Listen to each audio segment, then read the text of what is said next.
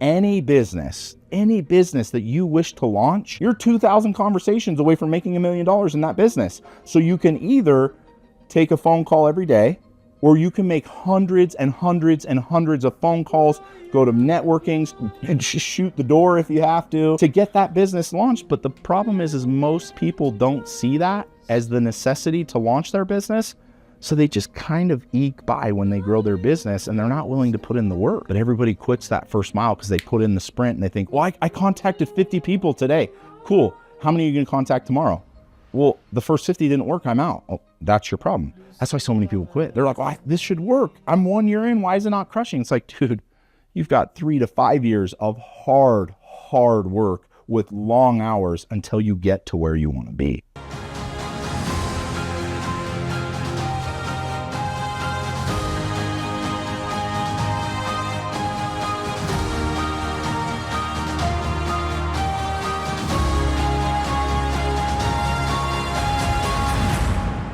Welcome to In Search of Excellence, where we meet entrepreneurs, CEOs, entertainers, athletes, motivational speakers, and trailblazers of excellence with incredible stories from all walks of life. My name is Randall Kaplan. I'm a serial entrepreneur, venture capitalist, and the host of In Search of Excellence, which I started to motivate and inspire us to achieve excellence in all areas of our lives. My guest today is Keaton Hoskins. Keaton is a serial entrepreneur, coach, motivational speaker, and author. He was one of the stars of the hit reality TV show Diesel Brothers, which aired on the Discovery Channel for 8 seasons, and is the author of the Divorce Handbook, The Hardest Thing About Divorce, Going to War with Yourself. Keaton, thanks for being here. Welcome to In Search of Excellence.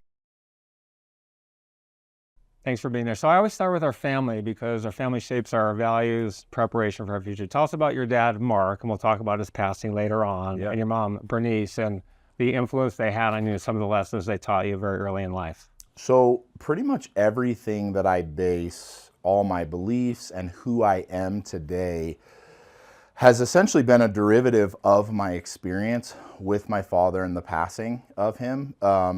My father passed away when I was 21, and I'm the oldest of 5 children. And they always say a man doesn't really become a man until his father passes away. And I actually genuinely believe that. And for me, that was really, really early.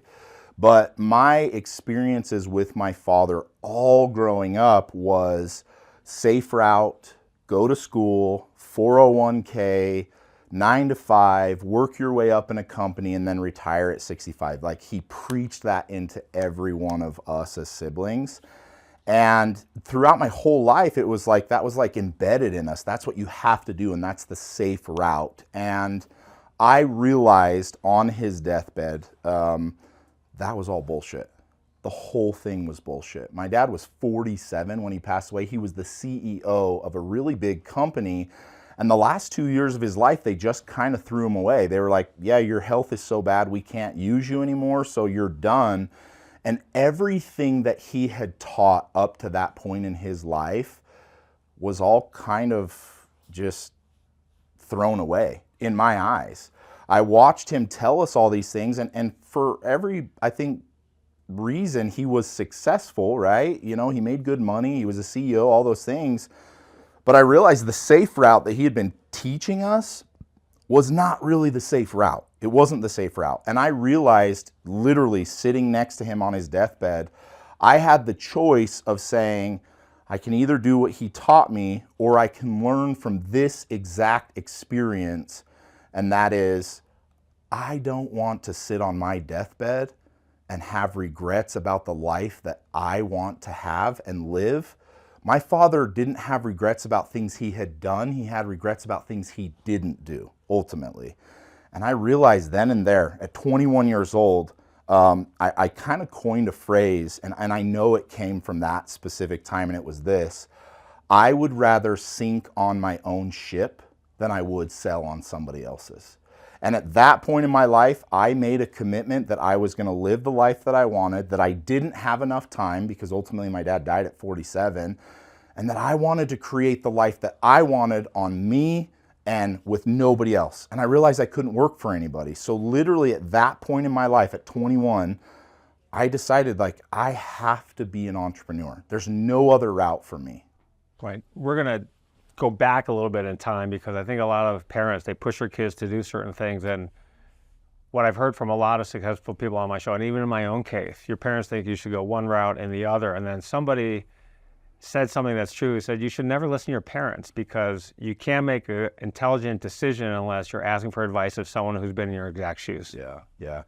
And, I think too, and I live and die by this now, because, I do mentoring, and people always ask, like, who should I take advice from, right? And I think your parents are a good one to take some advice from. But the age-old saying, don't take advice from people whose lives you don't want. And I specifically remember seeing my father, and I was like, I love you, but I don't want this life. I don't want to be tied into this place at 47 that I worked for a company my entire life, and they had the opportunity to go, throw them away, get rid of it. I knew that was not what I wanted. So everything up to that point that he had taught me, it was, I don't want to say it was a waste, but it didn't have any real substance to it. And I realized then and there, like, number one, I'm only going to listen to people whose lives I want. And number two, there's no safety in anything. So you might as well go after every single thing you've ever wanted in life. There's no safety. Forget safety. Go get whatever you want out of this life. And that's where that whole idea kind of formed from. So go back to when you were 5 years old.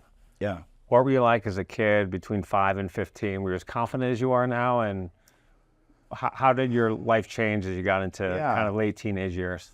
So at a really, really young age, I was called to be a leader, whether I wanted to be a leader or not. My father didn't get sick and then pass away. My father was sick my entire life.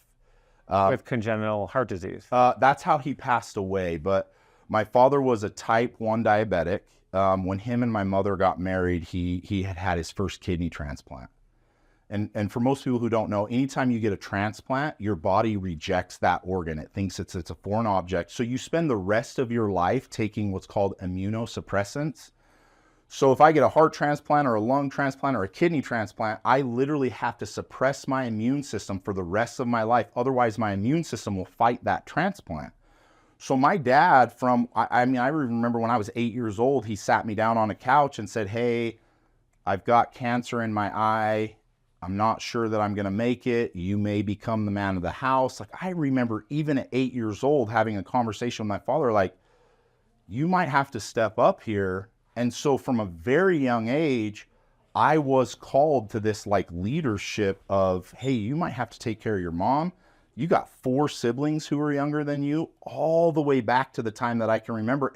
And it bled through everything. So one thing, my father being a diabetic, a lot of people don't know how the struggle of diabetes is really, really hard, especially back, 20, 30 years ago. It's much different today. It's still a struggle, but it was much different.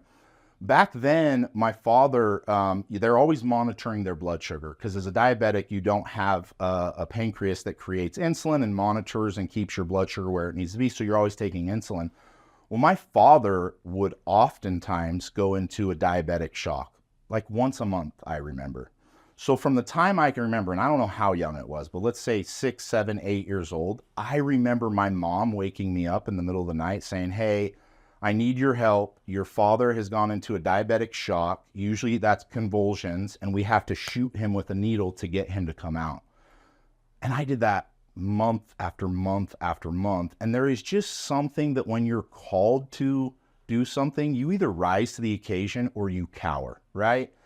So I rose, and I remember as young as, like I said, 8, 7, I don't know the exact age. I remember sitting in my parents' bedroom holding my father as he was convulsing, shooting him with a needle all of my time until the time he passed away.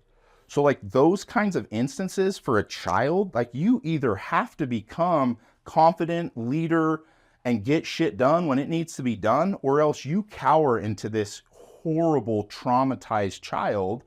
And I chose the greater of the two, like to step into the role of being a leader. And the other thing is when I had conversations with my dying father, it was always, you're going to have to step up. You're going to have to take over. You're going to have to be the father figure for all of these things, because I'm not going to be here as long as you think I'm going to be here.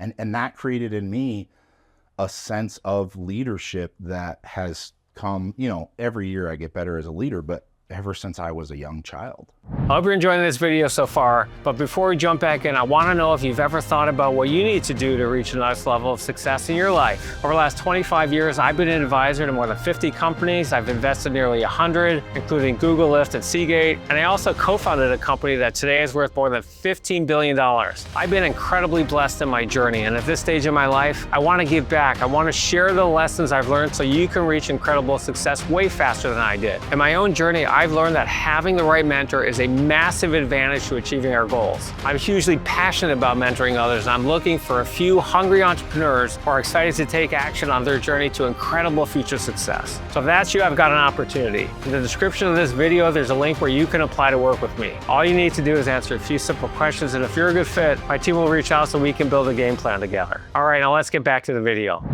So you played football in college at Snow College. Well, a lot of young athletic guys. You're a big guy. Were you as big back then as you are? I was. 250. Yeah, I was like, even in high school when I was a freshman, I was like 240 and I played varsity football.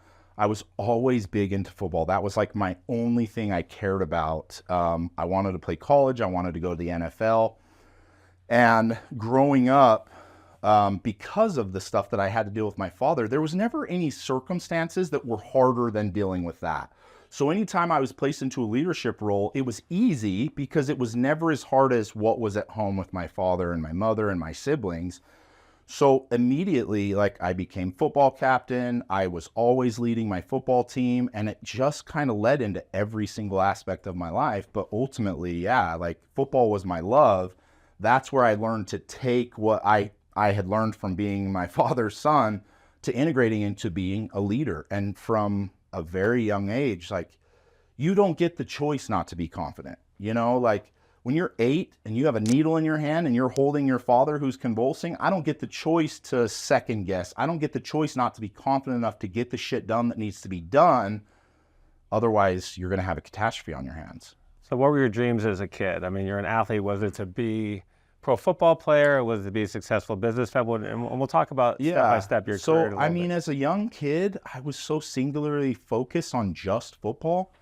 All I cared about is football. I was not very adequate at anything except for football. I was really, really good. I was diagnosed with ADHD, which I think is a superpower now. Obviously, when we were younger, everybody says it's a disorder. It's not. It's a superpower. But after being diagnosed, I realized, like, I can either use this to become a better leader and everything, or I can use it to be what they're thinking it is, which is, it's a disadvantage. He's never going to be very successful. But I wasn't adequate anywhere but where I put my energy. And I only put my energy into football, and I excelled like crazy. I was a phenomenal athlete. I was one of the best athletes in Utah. I ended up going to play at Snow College. I was planning on playing somewhere bigger, but my grades were horrible because, of course, I didn't do school very well. And then at that time, I graduated. I went down to Snow College, played, and I realized, like, I think there's something more than just football. So, and you grew up with a family that loved diesel trucks. As I was doing the research, I have no idea. I mean, some families love to travel. Yeah. Some families like to go to museums. I've never heard of a family who likes diesel trucks. So where did that come from, and what was the feeling you had when you first got your first diesel truck? So my father, we had a big family. I had 5 kids. My father bought the biggest SUV at that time that you could get, which was a Ford Excursion. Okay. Seated, I think they seat 8. And it was a diesel. And back then, you were able to tune them. So you would buy them, and then you would get a little tuner, and the tuner would give it exponentially more power, like a lot more power. This is a part that you put in aftermarket part. Aftermarket part. So my father ended up tuning the Excursion. It was around the time I was 16, so it's when I started driving, and I realized then that diesel power was much greater than any other power on the market for vehicles. Like, there's nothing like a diesel motor. So I fell in love with diesels. It was like my thing that I loved. And it was also my thing I loved that I did with my dad. Like, we would love to load up our big ass boat with all of our stuff, all of our family, and just go take hills and do all kinds of fun stuff. Ultimately, that was like, you wouldn't be able to do in a normal vehicle. And I fell in love with the power of a diesel then. And so that was like where it all kind of stemmed and sparked from. And then, so you go to Snow College, then you become a missionary. Yeah. And you study the Bible, you memorize the Bible. Yep. You were going to go to med school to be an endocrinologist. Yeah. And you were working for the dean of the University of Utah Medical School. Yeah. So what was that whole framework? So there's a big piece there that I don't share a lot of, but when I was down at Snow College, I ended up in a really, really bad situation. I don't tell this story a lot, so this will be good for your listeners. While I was there, I had gone to a party one night, and at that time I had become really close with a Polynesian friend, who essentially now is my brother, like adopted brother. We went to a party. Next day, we came back. I think we were in the little foyer area, and a girl who was at the party showed up where we were at, just kind of hanging out. And she had expressed to us that she had been drugged and raped at the party. So my brother, who's much bigger than I am, like double my size, he was like, let's go handle this. So we went to the kid's house. She told you who it was? Yeah, she told us who it was. We went to the kid's house. I knocked on his door and I said, hey, I heard that you did some stuff. And his response made it worse. What was the response? He just said, what's it to you? And as soon as he said that, my brother was around the door. He was on the other side. So I was talking to him like this, and my brother was standing here. He turned the corner, hit the kid. The kid's roommates shut the door. I kicked the door off of the hinges, and we went in and beat the hell out of this kid. Like, beat the hell out of him. We left, we were dumb, went to football practice. At football practice, the police showed up. They handcuffed my brother and I. They were like, you guys are going to jail. And I was stupid back then. I'm like, what are we going to jail for? And my brother was like, you know what we did earlier. And I was like, oh, shit. We ended up going to jail. They put us in a jail cell, and they ultimately were like, dude, you broke in. You beat somebody up, you're bigger than a normal person, so like we're going to charge you with assault, battery, assault with a deadly weapon. We were facing like felony after felony after felony, and I remember sitting in that jail cell, and it was the first time in my life that I realized the path I was on I didn't want to be on. And I literally, first real prayer I ever gave, I was like, I have to get out of here. Like, if you get me out of here, I promise you I'll get on the path that I ultimately want to be on. So anyways, long story short, I ended up spending quite some time in jail until we got sentenced. The judge ended up hearing the full story. So we only ended up being in jail for, like a month or two. After we got out, I quit. I stopped football, stopped college. I was only at college for a semester. Like, that's all that I ever went to school. I came home and I was like, you know what? I want to be a missionary. I'm going to go on a mission. So what does that mean to people who don't know what a mission is? So in my faith, Mormon faith, every young man and woman has an opportunity to go and be a missionary. And a missionary gets an opportunity to essentially tell the church, I want to go be a missionary for 2 years. You can send me anywhere you want to send me, and I'll go out and I'll preach the gospel, essentially is what it is. So I came home, decided that's what I wanted to do. Obviously had some preparing because I was a complete idiot at that point in my life, and decided I was going to go and be a missionary. So got home, prepared to do that, ended up getting called to be a missionary in Seattle, Washington, where I went. I was in Seattle for 2 years, and the first few weeks, Seattle's a very anti-God place. Like, there's a lot of like atheists, agnostics, and I started running into people who had tons of questions that I didn't have answers for. And I was like, you know what, dude, if I'm going to be here and I'm going to do this, I'm going to do it right. I need to know everything. So something like clicked in my brain that if I'm going to do something, I need to be fully prepared to do something, right? Don't half-ass anything. Let's treat life the way I treated football. So I went back the day that I had a little argument. It was like a Bible bash with somebody else. And I said, you know what? I'm never going to be in a place where I don't know anything anymore. So I started memorizing scriptures after scriptures after scriptures. I started memorizing the Bible. It took me 2 to 3 hours every day for 18 months. But I got into a place where I could literally quote anything I wanted at any time from the Bible. And that actually helped me like progressively change and turn my brain on. Well, when I did all of that and I realized I could study and I wasn't stupid and ADHD wasn't really a disadvantage, I came home, and literally within those 3 months of being home was the time my father passed away. And I realized that like I wanted to do something that affected him, which was endocrinology. So I decided I was going to go to medical school. I wanted to get into pre-med, and I was smart enough at that time. I was like, I know how to study. I learned the Bible. That's the hardest thing you could possibly learn.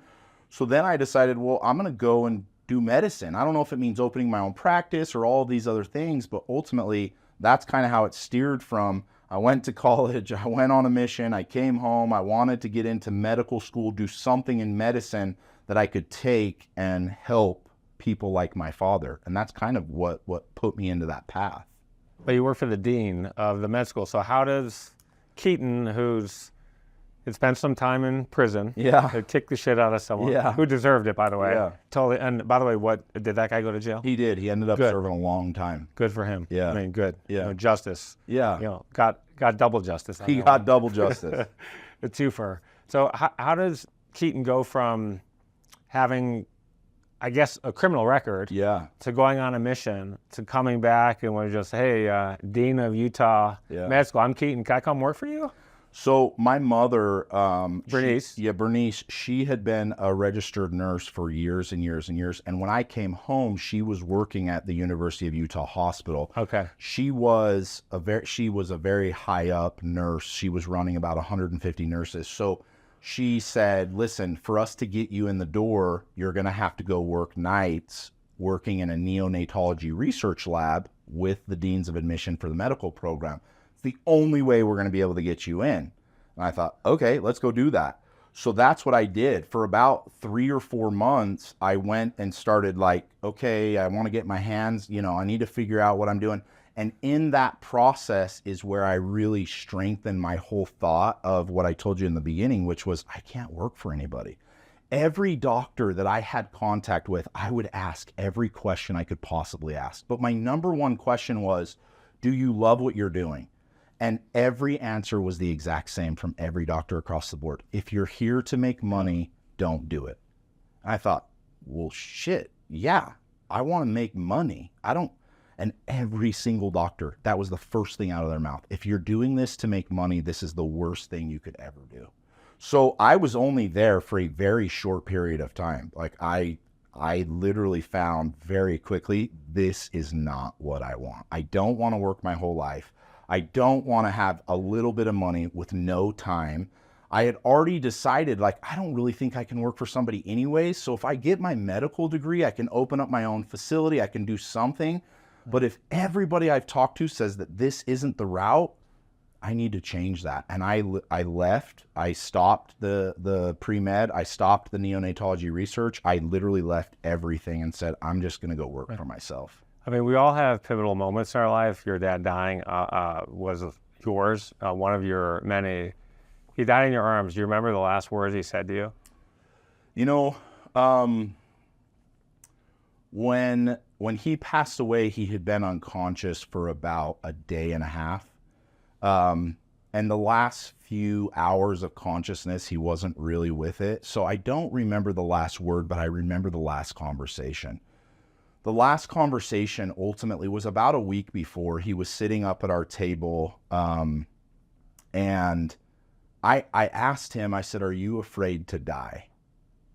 And he said to me, I'm not afraid to die. I'm afraid to leave you guys. I'm afraid to leave mom. I'm afraid to leave you guys because my responsibility is you guys. And in that conversation, I had made a promise to him at that time I was not capable of fulfilling. But I said, Dad, don't worry about that. I promise you I will take care of the family. I promise I'll take care of mom. I'll take care of everything. And ultimately, again, at that time, I was 21. Like, I didn't know what I was doing, but I knew that whatever I was saying to him, I would figure out. And that, again, is what stemmed, like, if I'm not going to make money here, I can't take care of my family. And if I'm not going to have time, I'm not going to have time to take care of my family. This is not the route that I want to go. So you became a trainer, and then you went to a gym, and you crushed it. Yeah. And then you went to the guy that owns the gym. Yeah.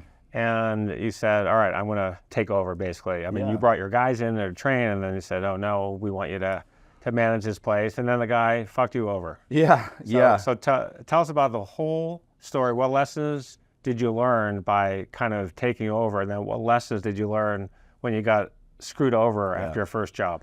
Well, so I went into the gym and I realized that personal training was really on you. It was your responsibility. Like, we were 1099, so I didn't work for anybody, and everything that came in was on me, right? So I started selling personal training, and I knew as much as I sold is as much as I made, and then I would service it as a personal trainer. And really quickly, I became the best sales guy out of all the gyms. They then came to me and said, we'd love you to run the training program because you're selling like crazy. You're doing tons of training. We want you to do all of these. And I said, if that's the case, I want ownership, ultimately. I was a 21, 22-year-old kid. I had no idea that there was dishonest people. I didn't know that when a man said they would do something that they wouldn't do it. I was so new in the world. I just didn't understand that concept. And so to me, I thought everything that we talked about and everything that was laid out would come to fruition. I'd own the gym. I would do this. I would do that. So I did that for about a year. And he got tired of paying me commissions. He got tired of me I was making a lot of money at 22 years old because I was running my own program, my own training. What's a lot of money? Just to put it in perspective. I was probably making between $5,000 to $8,000 a month. It's a lot. Which, back 20 years ago at 22, that was good money. Yeah, great especially money. For somebody who had never made money before, I remember I was close to clearing $100,000 as a personal trainer, which was great, especially back then. In Utah. In Utah, yeah. And I had all these trainers that were looking to me to kind of fulfill their schedules. Like, Keaton, if you don't sell it, I'm not going to get clients. So again, I created this inward type business where it was like, if I don't do it, they're not going to make money. I'm not going to make money. And it created in me this sense of like entrepreneurship. So ultimately, at the end of when it was time to get vested interest, he came into the office and was like, hey, this isn't working. We're paying you too much and I'm not going to give you ownership. And I was like, what? That's what we've been working for the last year. It's like, yeah, I paid you too much money. It doesn't make sense to blah, blah, blah, blah, blah, blah, blah. So we ended it. I walked out. I left. I told all my trainers there, I said, hey, if you want to continue to make money, come work for me. I'm going to start a company. Right. And they were like, what do you mean you're going to start a company? You don't even own a gym. And I said, I know. I'm going to figure it out. I went home and I was like, you know what? I don't need a gym. I can take trainers and put trainers in people's homes. And we have the equipment. So I literally started going door to door and saying, I can help you get in shape. You don't need a gym. I'll have a trainer come to your house. They'll write your meals. They'll come grocery shopping with you. They'll train you in your home. They'll bring all the equipment. And I had all the trainers from that gym go, well, we're following you because you're the only one that made us any money anyways. So right out of the gates, I started a company called MoFit, which stood for mobile fitness. And we just started crushing it. I was seeing $50,000, $60,000, $70,000 months. And I was paying 5 trainers $15,000 to $20,000 a month, which is still good money for trainers, right? So from that time, in that little piece of starting a company, I didn't know how to start an LLC. I didn't know how to do the back end. I didn't know spreadsheets or taxes. I didn't know any of that. All I knew is how to sell and how to make a company from nothing. And that's essentially what we did. So over about a year and a half, we did that. I brought on 5, I think I had 6 trainers. And we were just kind of crushing it and doing really well. And from that point, I was like, you know what I'm going to do? I want to go buy a gym now. And I'm going to take this whole model into a gym and give people the option to come to the gym or to train them in their homes. Then I partnered with a gentleman. He was about 60 years old, had a gym here in Davis County. Sent a millionaire or worth $600 million. Yeah, tons of money, tons of money. But the gym was losing money when I came in. And I essentially $40,000 yeah, a month. about $40,000 a month. And I came in and was like, listen, I could buy this, but it's not worth anything. It's negative cash flowing. So it's no worth to me. I can bring my billing in, which will automatically flip everything, but I want 50% of the business and I want 50% of the building, and I started to structure a deal, which looking back now is crazy. A 23-year-old talking to some man with that much money who owned a gym. He would have been crazy not to take the deal, right? But at the same time, I'm thinking, dude, a 23-year-old structuring a deal with a 60-year-old, that's pretty crazy. So we went in, we partnered, we did the gym thing. And again, I got put into a place where I was making a ton of money. The gym flipped upside down. We started making money from the gym. The personal training was crushing. All of the things that we needed for a successful gym started to happen. We started to see $40,000, $60,000, $80,000 of income coming in, which is almost $120,000 swing. You would think as a partner he would be happy. He wasn't. He saw how much he was paying me on commissions and all the things and was like, well, I'm paying you all of this money. Why do you get 50%? And I got into the exact same situation again with a partner saying, you're doing all the work, but I'm paying you a ton of money and there's only 30 or 40 grand in profits. This doesn't make any sense. And he completely blew the deal up. Well, again, I didn't have contracts signed. I didn't have anything because I didn't know what I was doing. I was going off of a handshake deal. I was saying, hey, this is what we're doing. It's all laid out. Boom, boom, boom, boom. And ultimately, if I were to go back to that, I could have legally gone after him. We had emails. We had things signed. I literally was the owner and operator of the gym on my card. Everything was there. I just didn't have the paperwork. He also owned a law firm. And I realized that if I was going to go into battle with someone with that much money, it wasn't going to happen. So from there, I went back and I went, you know what, I'm leaving and I'm going to start another business. And from that point, I started a dental office. Yeah, we're going to go into them one by one, but let's back up for a second. So you mentioned one of the ways that you grew your business is door to door. I've been preaching and I do a ton of coaching like you. Yeah.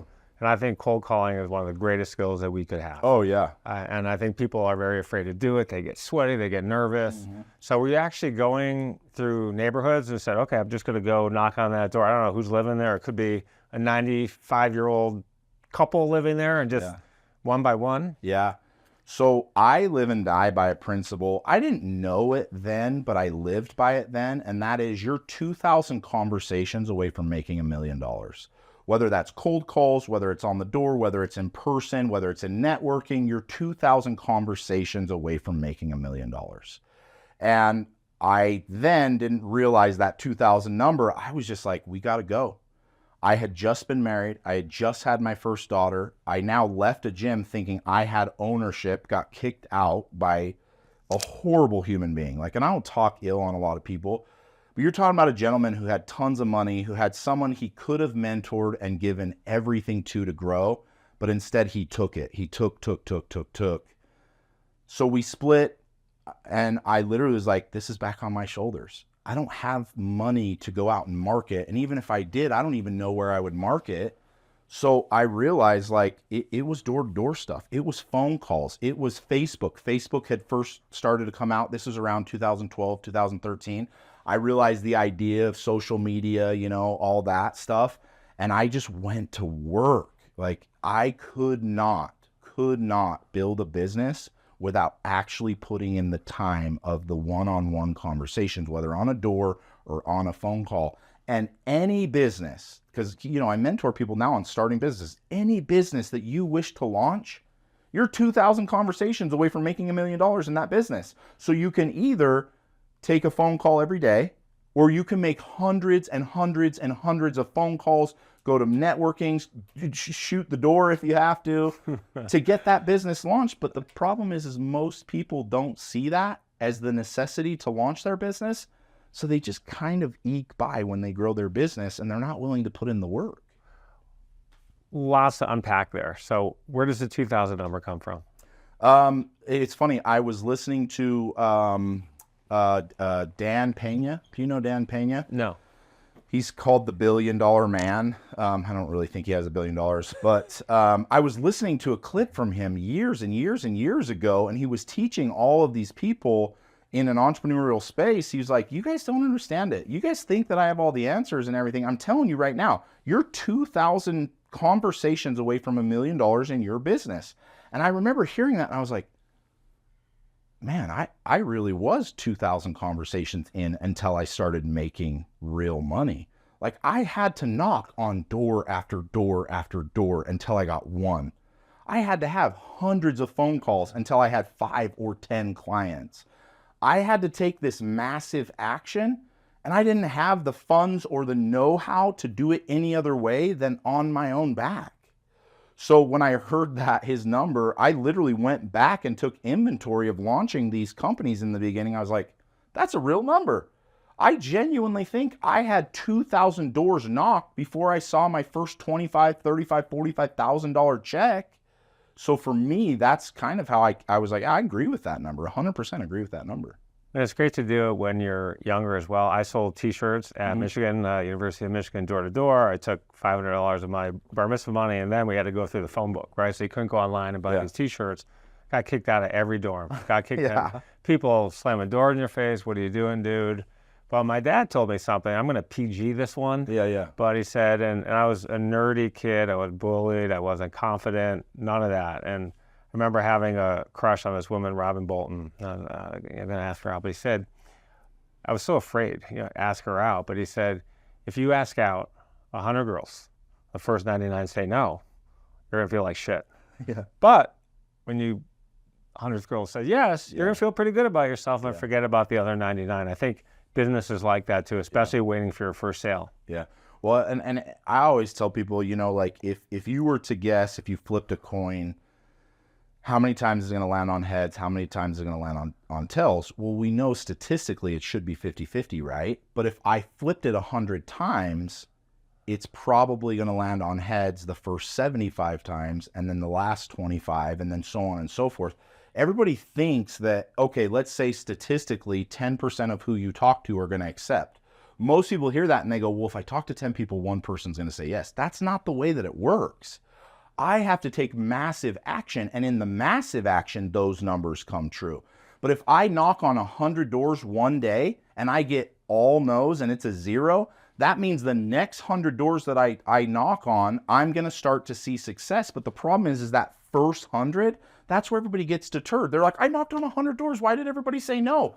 Bro, you're 2,000 away from making the money. That means the first 100, 200, maybe even 300 are going to say no.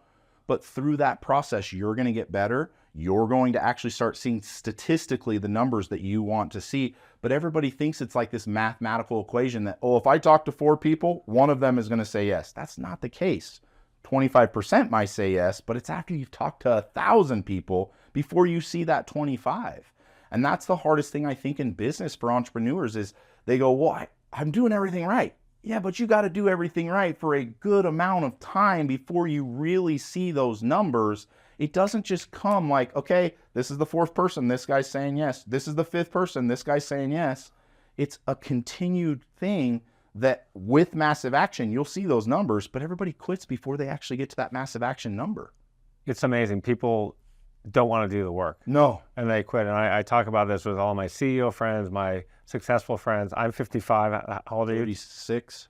How old? 36. 36. I mean, in my generation, it's very different, right? We just work ethic. We just cranked. And when I started my career, 100 hours a week. And people don't understand what that means. 15 hours a day, Saturday and Sunday, you're exhausted with no break. Yeah. But I know every successful person I know has worked their ass off. And I don't know anyone who's worked like that is a mega successful today. Not one. Well, and that's the one thing I wish more people like you would adequately portray. Like even saying what you're saying, everybody wants to hear that entrepreneurship is like hard, but it's worth it. This shit's hard. And if you're not ready to really put in the work, this will be so hard you will quit. Most people don't realize you're running a marathon. You're not running a sprint. And everybody keeps thinking that entrepreneurship is a sprint. I'm going to work really hard out of the gates. And then if I don't see anything, it didn't work, I'm out of here. Most people are not willing to go, well, I got 25 more miles to run until I can say that this doesn't work. But everybody quits that first mile because they put in the sprint and they think, well, I contacted 50 people today. Cool. How many are you going to contact tomorrow? Well, the first 50 didn't work. I'm out. Well, that's your problem. And that's what most people's problems is. Entrepreneurship is long time of long work until you see what you want to see. This shit is not easy, and it's not for most people. And I wish more people would adequately portray that message. Stop telling the world that entrepreneurship is the greatest thing in the world and that it's just going to happen, right? You should be an entrepreneur. It's so great. You're right. It is great. But man, it's a lot more work than you think it's going to be. It's going to be 10 times harder than what you fathom when you start. Now, the payoff, I think, is worth it. But it will be harder and longer than you think. And I wish more people would say that message, because that's why so many people quit. They're like, well, this should work. I'm 1 year in. Why is it not crushing? It's like, dude, you've got 3 to 5 years of hard work with long hours until you get to where you want to be. It's fun when things work, by the way, but there's it's great. A ton to get there. But when you have a model that works, sometimes you just have to keep replicating the model. So you did it with a dentistry, a dental practice. Dental office. You did it with surgery centers for breast augmentation. Your first wife went in there for a breast implant, and they said, oh, look around. What's the lesson about taking a model that works? Because a lot of people say, if it's not broke, don't fix it. But a lot of people say you have to break it to create more value. Yeah. So that would go back to everybody's afraid to fail, but through failure is where you learn, right? And so if I look at it separately, then I want to get there, but I don't want to fail. You really should be saying, let me fail as much as I can so I can learn as much as I can so I can create that model. Once you, through time and experience, have failed and learned, you can begin to create a model that works. Once you figure out what that model is, you can go and implement that into any business across the board. And for me, what I realized in my model was, if there is something that people want, they will figure out how to pay for it. If I can implement a model that allows them the option to pay for it, I can gather more people for that actual product or service, whatever it is. So for personal training, I learned, like, people want to get in shape, but they don't have $10,000 to put on a trainer. But what do they have? They can do $300 or $400 a month. So I realized this, like, financing option, right? Where instead of signing a contract for a trainer for $6,000, $7,000, $8,000, $9,000, give me your card, yada, yada, yada, I realized more people would spend $200 a month or $300 a month for a year or 2 years than people that would just pay outright. So when I went into the dental office, it was the same thing. I said, hey, how many people come through that door that actually get with you and get their teeth done? The dentist said to me, 10%. I said, you're servicing 10% of the people that walk through the door? He's like, everybody else doesn't have any money or they don't have any dental insurance. And I was like, what if we offered financing for them? What if I signed them up on a contract after we did their work or showed them what work they needed? And instead of saying, as a dentist, hey, your bill for your teeth is $8,000. What if I said, hey, your bill is $650 a month for the next year and we're going to get the work done that you need? Everybody would say yes. The dentist was like, I don't think that's going to work. People they won't pay, yada, yada, yada. And I said, are you willing to walk this with me? And he's like, yeah. I said, okay, you're going to tell them what they need. I'm going to create a contract based off of the work that they need, and I'm going to build it so that they can afford it. Nobody wants to walk in the door and say, I can't afford to get this fixed. This is the most important thing. Right. So all of a sudden, we just started having the masses come in without any dental insurance, without anything. They're like, I just need this work done. Okay, it's $12,000. That's X amount per month. Are you willing to sign that contract? Absolutely, I am. So we started financing people.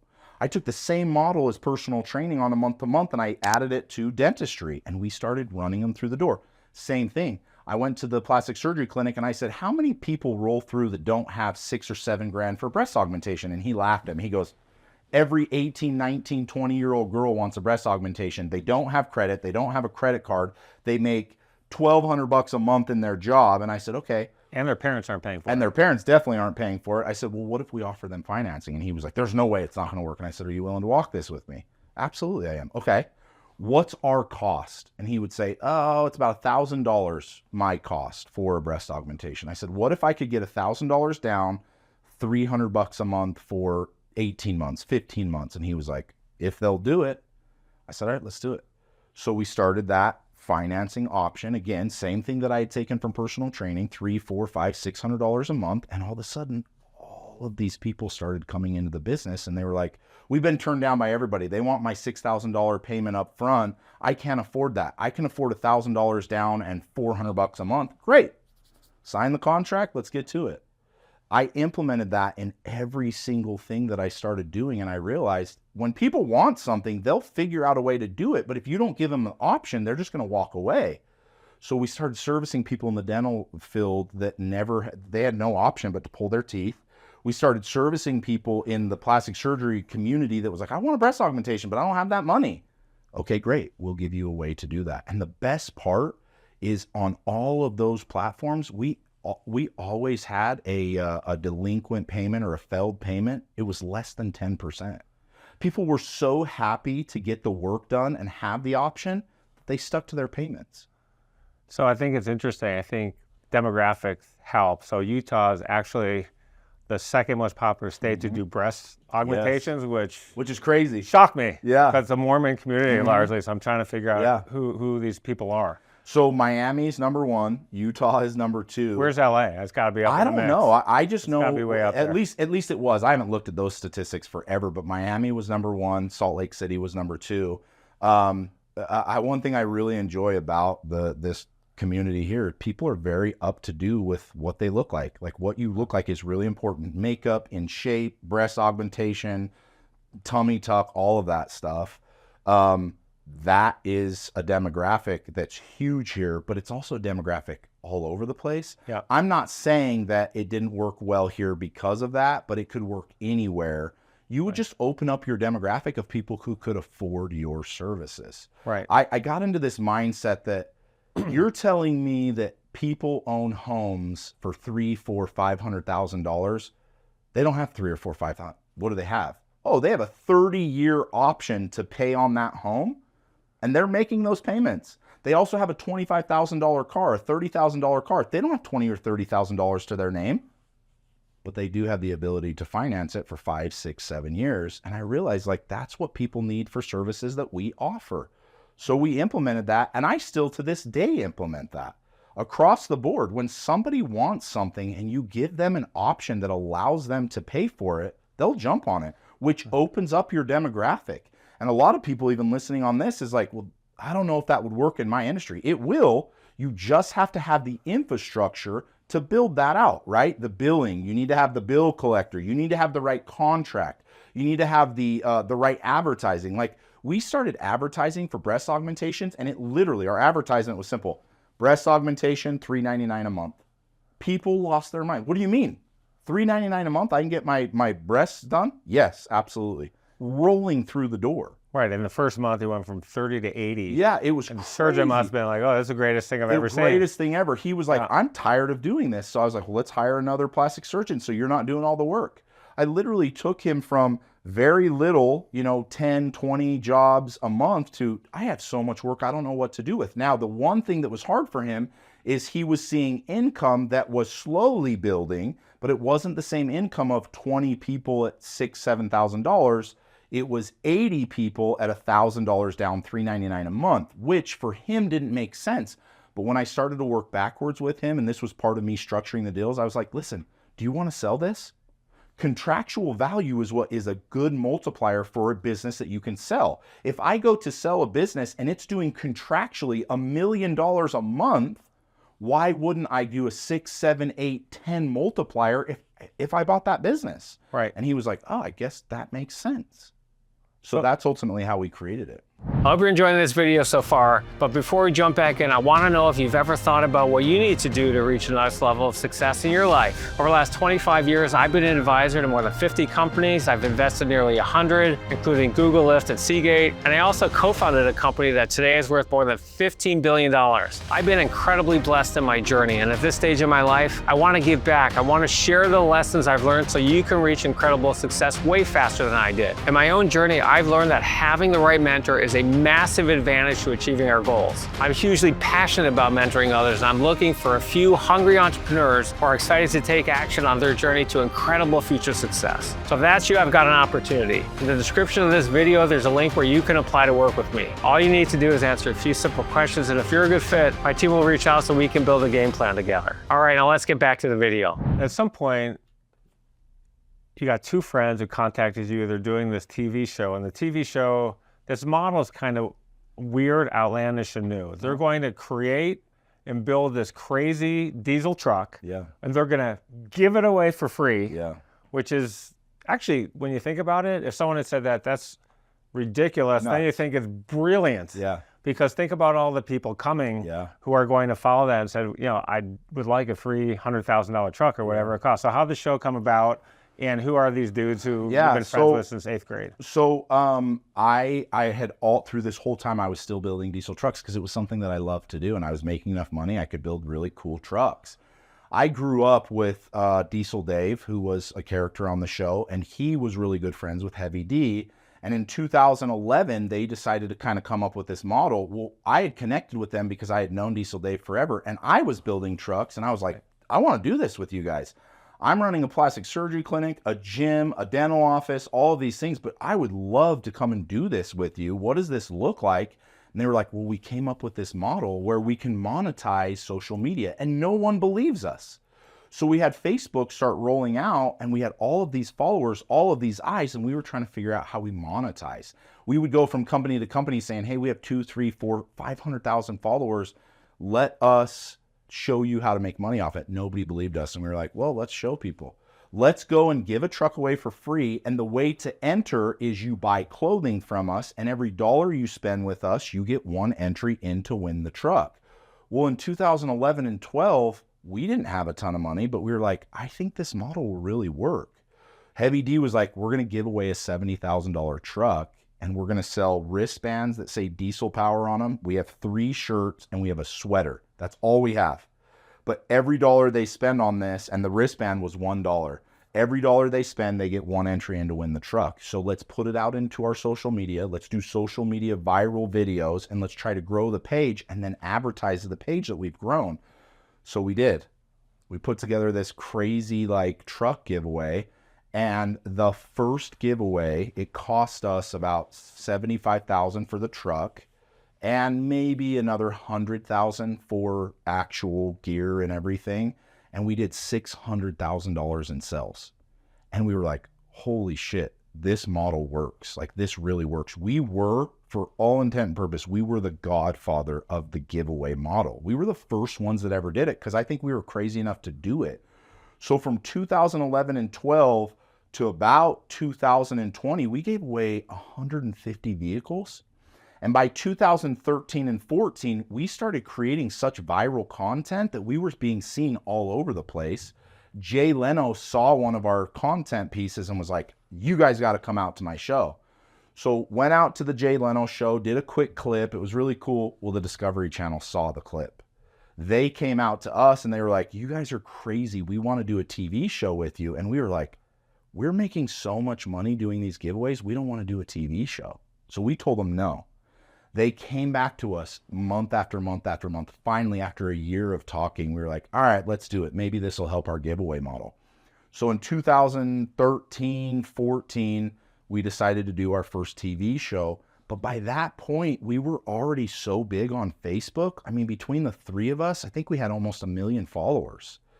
So we already had this built-in network, and we told our network, hey guys, we're starting a TV show. Come watch our first episode.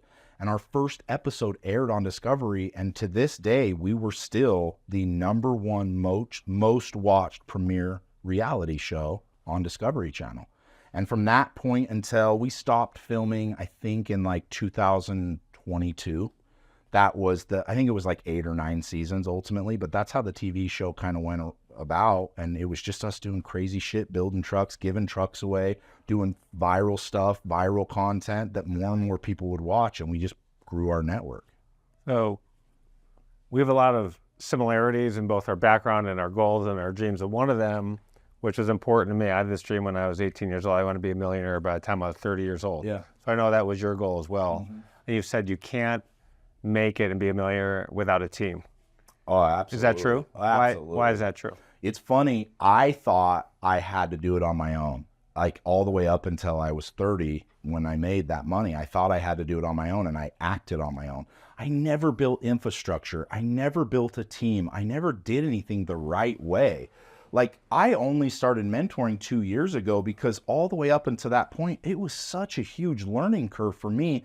I learned what most people learn in 5 to 8 years, where they're learning in 40 or 50 or 60 years, because I was willing to do the stupid shit and take the risks, like the TV show and the giveaways, that by the time I was 30, I do remember when I was 30, I remember sitting back, I had $1,013,000 in my bank account. I still, to this day, I took a screenshot of it, and I remember sitting there like, I did it. I reached the goal that I wanted. I was like 30. I mean, I had been 30 for a few months, and I realized then, literally right at that time, I was like, if I'm really going to exponentially grow, I have to do it with the right people. I don't have enough time and bandwidth to build what I'm seeking to build without real teams, real infrastructure. And then in that same time, I became really good friends with Andy Frizella and his brother, Sal Frizella. And I had a conversation with Sal. I had owned a supplement company for a little while. And I You sat sold down. your family when the TV show got popular, right? You sold it to your siblings? Yes. Yeah. The dentistry, the plastic surgery, because I didn't have time. I was filming and all those other things. So I sold out of there. They bought me out. And I had started a supplement company. We started an energy drink company. I started a marketing company. And I was just doing all these things. And I literally sat back and I sat down with Sal, who I just, to this day, I love.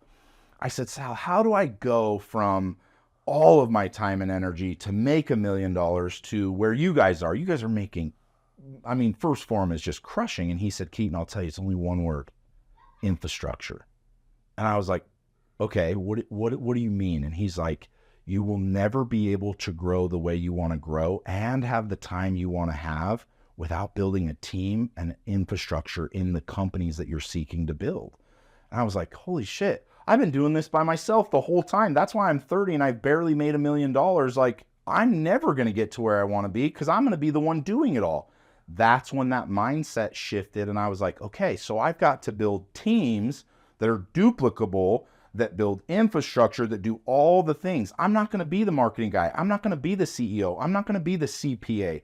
I need to build teams that can do these things to give me my time back so that I can create the vision of where I really want to go and then do what moves the needle.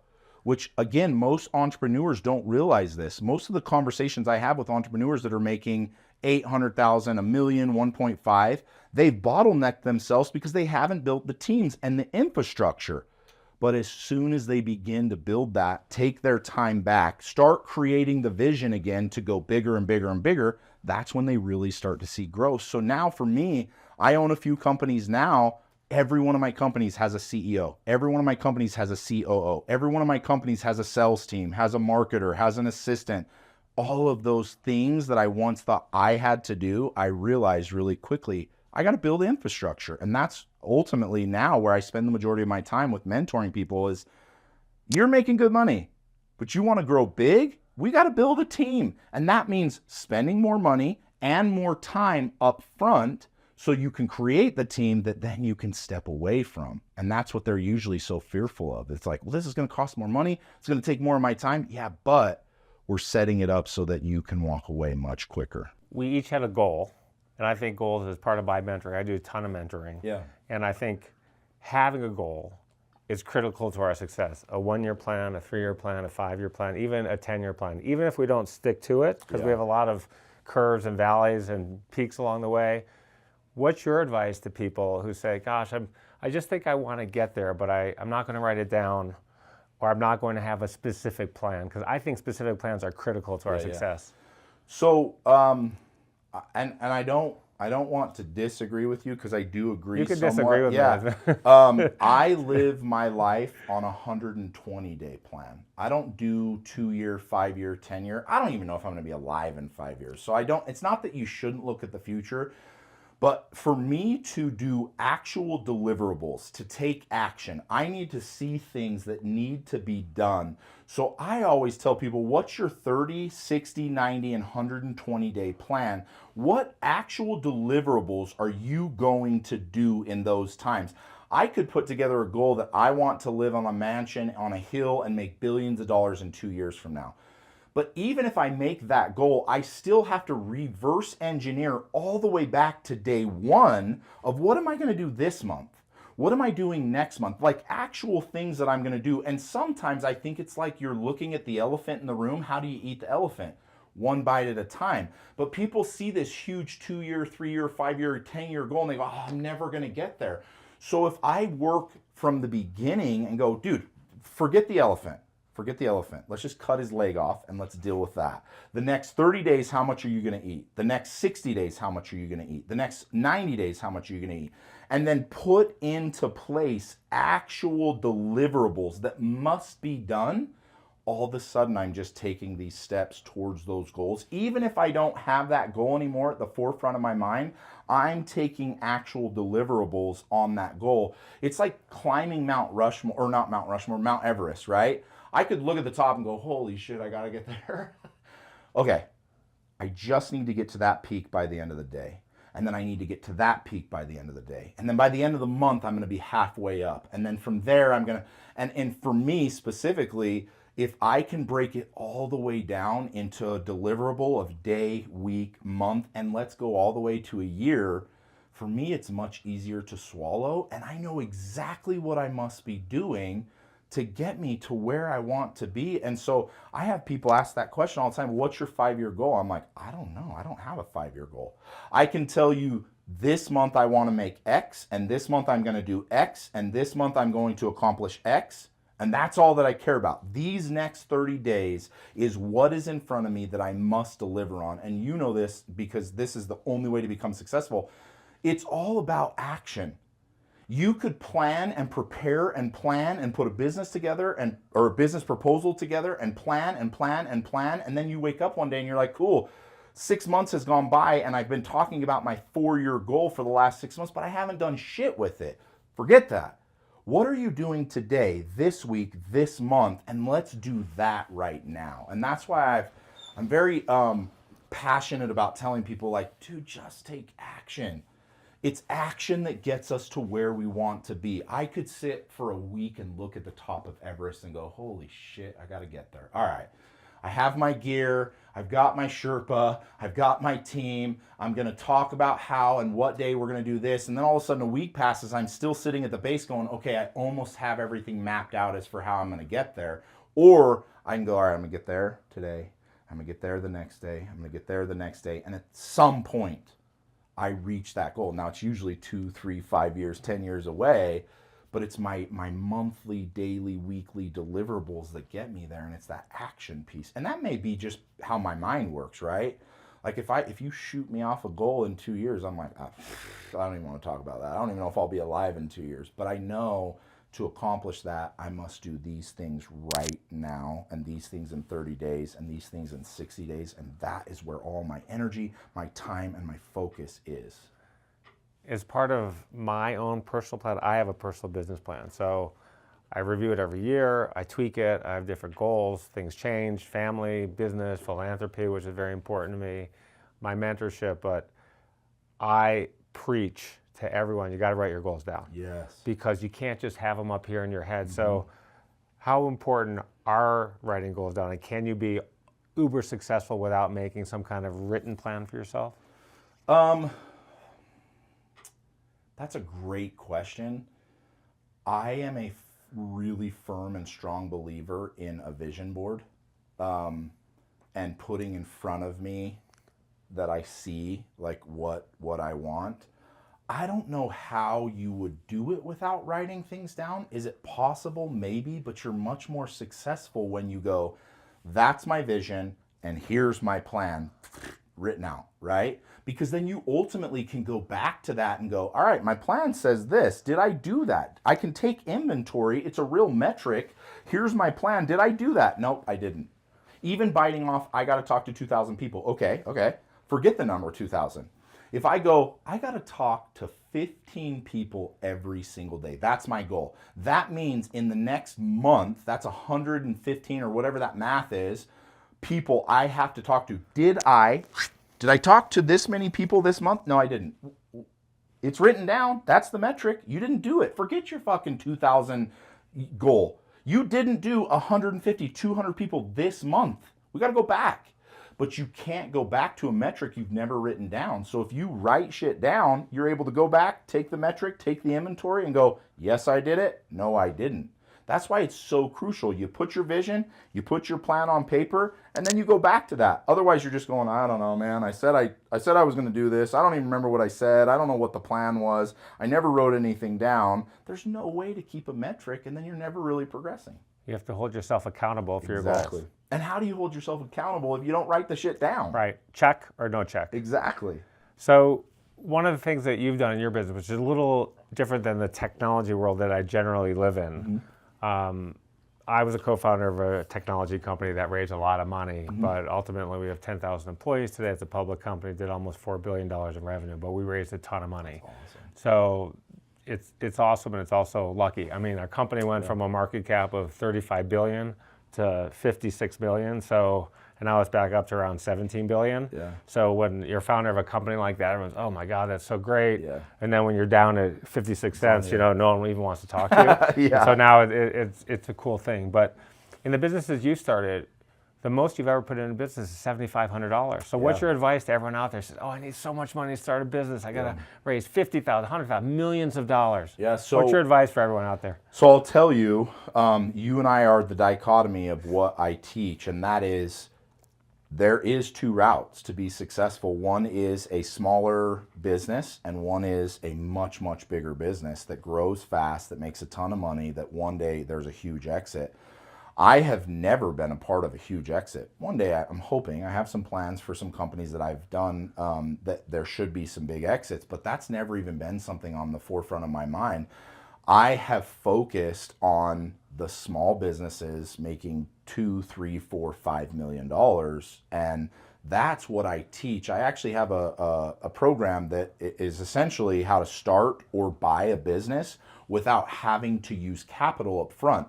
Now, when I say you're not going to use capital, you have to accept that the business you're talking about building is not going to work. You can't build a $35 billion business without capital. And most people think like, that's what I want. And if that's what you want, that's fine. But the route will never be, oh, well, it's not going to cost me any money. I'm going to have to put money in. My philosophy is you can build or buy a business with very, very little, almost zero capital. That business can grow into $1 million, $2, $3, $4, $5 million revenuing business that can pay really, really well, but it's not going to be the same type of business ultimately that we're talking about. And all the businesses that I've built with very little funds, as much as $7,500, have been that smaller scale business that ultimately everybody can do, because not everybody has money. Everybody can accomplish, but we're talking about a completely different scale, right? You're talking about 35 billion and I'm talking about 3.5 million. I must accept that if this is the route I want to go, I'm not building a $35 billion business. I'm building a business that can sustain my family, make me maybe a millionaire, but it's not going to be something that's like this huge exit with all of these big things. Now, you can build that business into what you're talking about once revenue starts coming in. And what happens? You got to reinvest that money. So now it takes money to build those things. And some people may take that route. But my biggest push for people across America is, let me show you how to, with zero or very little funds, buy or start a business that can make you $1 million. We're not talking about tens of millions and billions of dollars. We're talking about $1 million, $2 million, $3 million. And then from there, you can make the greater decision, which again, I think is the big exits. But these zero funds or small funds down, anybody and their dog can build. Right. So when the tech market sank in 2002, all these companies went in the shitter. We had a huge tech portfolio, and I thought, oh my God, we have too much in technology. I started looking at unsexy businesses, which is really what you're talking about, because that's where the cash flow is. I mean, my own personal financial situation, I'm in a capital gains earner, right? So I don't have a cash flow business. So my partner, John, we have a real estate business called Thrive Properties. We own a bunch of townhomes in Nashville, apartments in Long Beach, but I bought a unsexy company called Collar Card, and it's a plastic credit card with 4 pop-out collar stays that you keep in your wallet.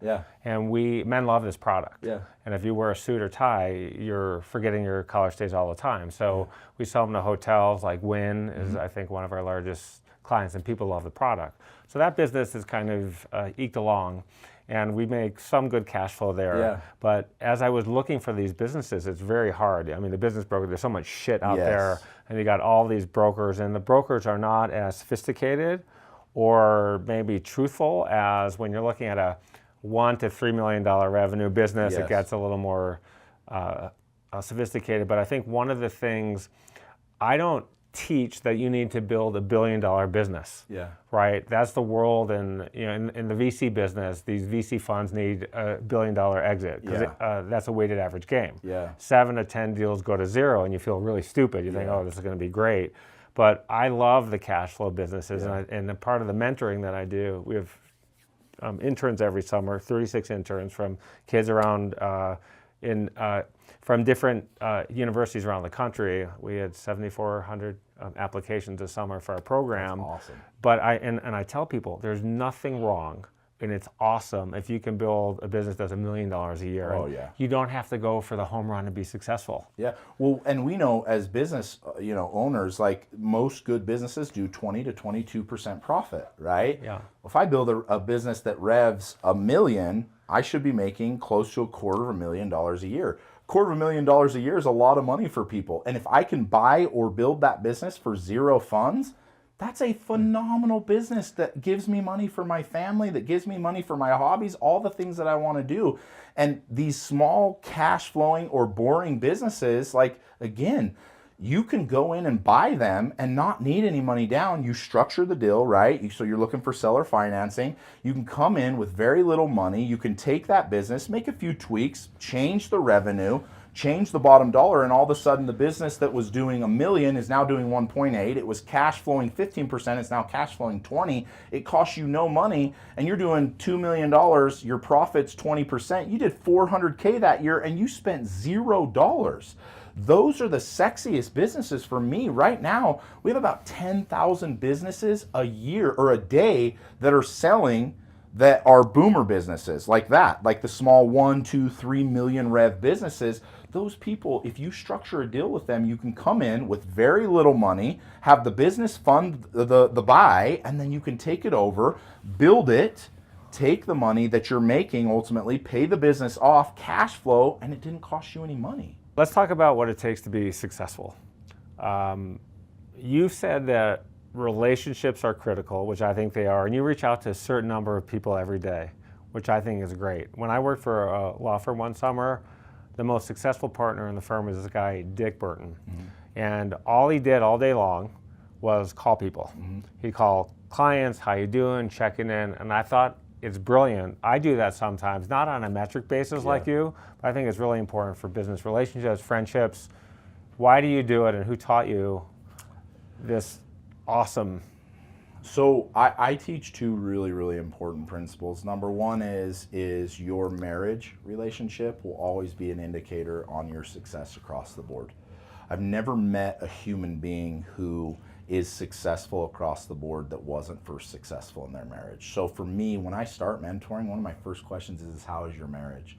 And if it's garbage, that's the first place that we start. Because you've actually told people you shouldn't be married. Yeah, oh yeah. Which is an ultimatum in one case. It's a hard conversation. In fact, I told somebody last week, we have, every week I do coaching calls in Limitless Society, and there was 300 people on the call, and this guy kept telling me about how horrible his marriage is, and I told him all the things he needs to do, and he's like, I'm doing all those. And I said, okay.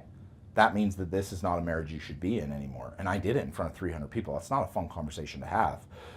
And I'm not telling people that if you're not happy in your marriage, you should get divorced. What I am saying is your marriage is the number one indicator for how successful you are in any relationship and how successful you are across the board. And if you put in the time and energy there, you automatically would put the time and energy into everything else. I always tell people this is a really simple fact.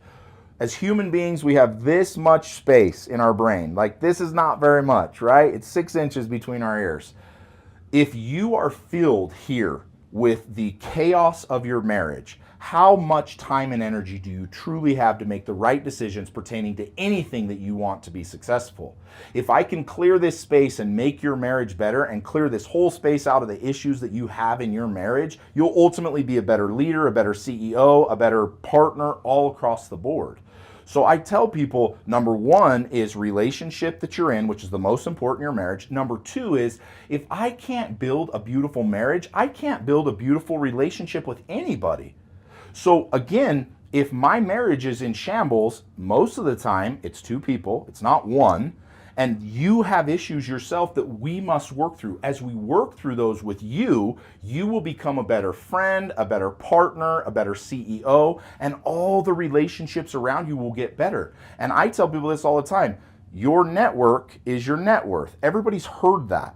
Well, if my network is filled with beautiful relationships, I make more money. But people don't realize that if you don't put in all the things that you want, you're never going to have those relationships. And again, it goes back to the platform of your marriage. You can't make your marriage good. You're not going to make that relationship good. And that relationship's going to make you a ton of money. So fix this, fix that, and watch how your income starts coming and changing exponentially. I've interviewed a ton of people. I've done a ton of mentoring. When I did my research on you and I heard you say that, I thought that was brilliant. I thought it was genius. And I think it's right on. What about for all the people who aren't married? So for the people who aren't married, because again, we have this conversation, I would tell them the number one most important decision you'll ever make in your life is the person that you're going to be with. When you're young, there's two voices in your head. It's your parents and it's your own, right? And then as you grow older and you move out of the house, there's only one voice in your head. It's your own, and it usually comes from your parents. And if that was a shitty voice, you should work on that. Once you've worked on that and you've changed that voice here, you realize voices in your head are really important. Well, then when you get married, the next most important voice is your spouse. If you think that your decision for who you're going to spend the rest of your life with, who's going to be the voice in your head as you build your empire, is not the most crucial thing and decision you could make, you are crazy. So for those who are single, those who are divorced, the next most important decision you'll ever make in your life is the person you're going to spend your life with, because that person is the second voice in your head.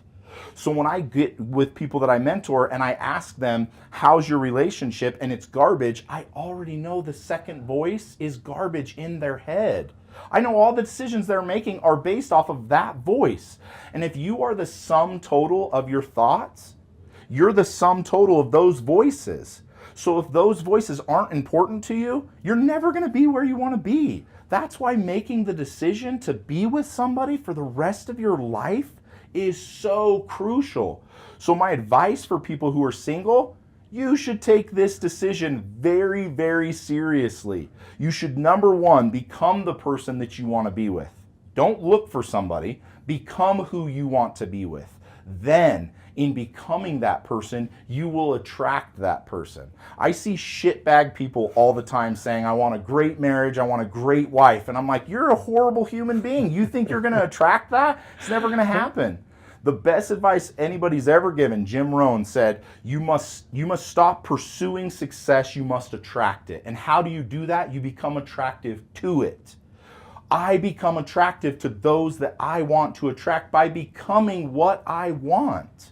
If I'm a horrible person and I'm a liar and I'm out of shape and I'm just got a horrible mindset and I want the best wife in the world, how am I ever going to get that? I could seek it, I could pursue it, and I'm going to spend the rest of my life chasing garbage, or I could become it. And in becoming it, I will attract it. And then all of a sudden, the person that I want to be with will come to me.